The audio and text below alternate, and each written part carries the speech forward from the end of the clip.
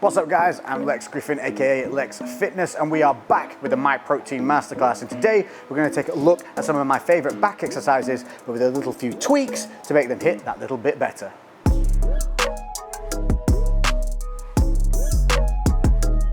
Seated row. This is an absolute favourite on back day and one that can be really good at building the thickness in the back, but there's a couple of things here that people tend to do which means they're losing out on about 20% of the movement they could be making gains from. We're going to fix that now.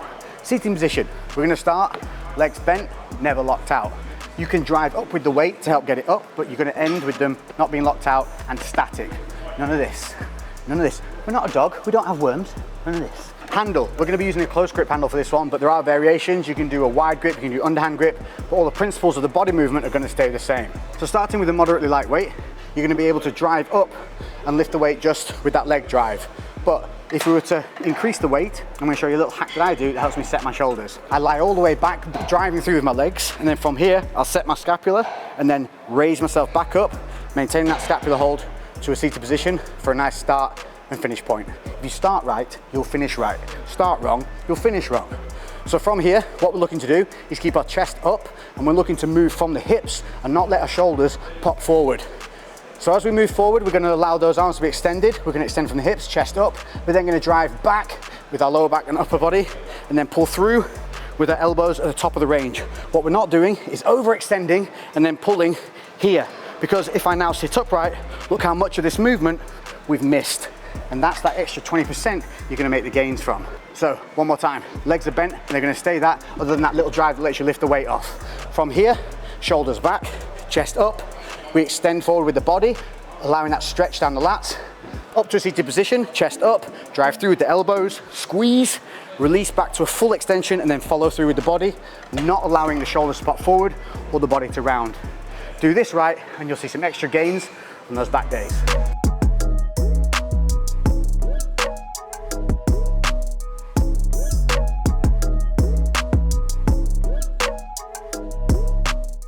The lat pull down, one that we all know and love, but there's a different way of using this simple machine, and that is to make it into a unilateral lat pull down. And by that I mean we're going to work each arm independently, but each arm that's not working is still going to be working in a specific way. You'll see what I mean in a second. So we're going to grab the bar in the same way that you would a normal lat pull down. One of the biggest things on this is to not go overly wide. Unless you're 6'3" or 4", you don't need to be grabbing at the ends of the bar. So grab somewhere that's comfortable just past shoulder width. Sitting down, we're going to want to make sure that our legs are completely pinned into the machine. Don't allow any gap there, because this is our anchor to the floor, so make sure that's nice and tight.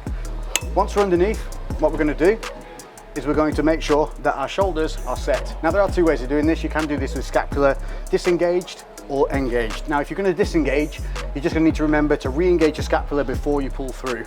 But we're going to do this with our scapula engaged just to keep it simple. Now, a normal lat pull down, you will pull from the elbows, chest up, arching that lower back. You would drive through, pulling the bar to the top of the chest and squeeze. What we're going to do different here, we're only going to pull one arm at a time. So we're looking at doing the same motion of squeezing at the bottom, keeping that chest up. But the important part here is the arm that is not lifting, so in this case, the right hand side, I'm going to make sure that this arm is completely relaxed and maintaining a full extension. It's going to want to have the tendency to have a little bit of a pull on it, because you've got that mind to muscle of pulling both at the same time. You want to disconnect that, make each side work absolutely independently. So avoid this little tweak here as you pull on each side. It's going to happen, you're not going to be able to avoid it totally from the beginning, but you're going to get better at avoiding it. So just make sure you're paying attention to that happening. If it does happen, don't panic, just release and extend and then carry on. So unilaterally we're going to work, we're going to pull, squeeze, make sure that the other side is fully extended and relaxed. As it comes back up to the top, we stop and then we start again. What we're not doing is seesawing. So everything is a start-stop motion. Pull, squeeze, extend, pull, squeeze, extend. And if you want to add an added burn at the end, once you've done whatever rep range you choose, just finish with an AMRAP 2-armed lat pull down, just for that extra squeeze and burn. There you go, unilateral lat pull down, done.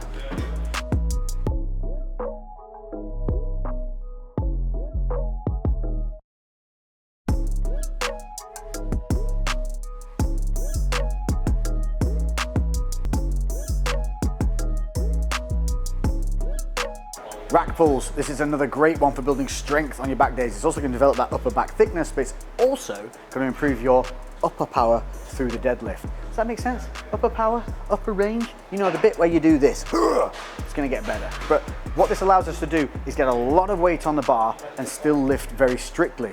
We're gonna be starting with the bar just above knee height. Now, as low as we can get on the safety bars, the better. Some like this will be restricted on how low they can go. So just get it as low as you can without being kind of past this kind of stats. You want it kind of no lower than knee level. From here, what we're going to do, we're going to grab as we would with a normal deadlift stance. We're going to be going just over hip width apart. Now you can go over under, or you can go over, or you can use straps, up to you. What we're going to be doing here is making sure that we're going to keep our core nice and tight. We're going to be keeping our chest up. We're going to be keeping our shoulders back, and we're going to be squeezing, tucking our lats underneath our armpits and really engaging that back. From here, what we're looking to do is looking to drive through the heels, hips, power up and through, not letting those shoulders round. So as the weight gets heavier, what we don't want to do is drive and leave the shoulders where they are. We want that bar to move the moment that we push through the floor. So setting that scapula back, chest up, we're going to be looking to drive the hips through and raise the chest up, boom, just like this. Then we're going to actually touch the bar back down onto the safety bars, and then we're going to reset and lift again. Now, a couple of major points on this is going to be tucking the elbows and squeezing those lats underneath the armpits. So what we want to do, once you grab the bar, you're going to roll those elbows in, and immediately you'll feel that back engage. So we're going to roll the elbows in. We're going to drive our weight down into our feet. We're going to pull the slack out of the bar just like you would on a deadlift. Then the moment we're going to fire our hips through, drive through our hips and heels, and we're going to keep our chest up, neck nice and neutral, and explode and squeeze at the top before returning. As we return, what we're looking to do is keep the core tight, keeping that chest up, and then touch the bar back down. Again, stay nice and controlled on this, especially when you get more weight, to stop any of that bounce at the bottom. Give it a second to settle before returning. But eventually what you can get is a nice, strict, regimented, and heavy movement that's going to improve back thickness and deadlift potential. Rack pulls, done.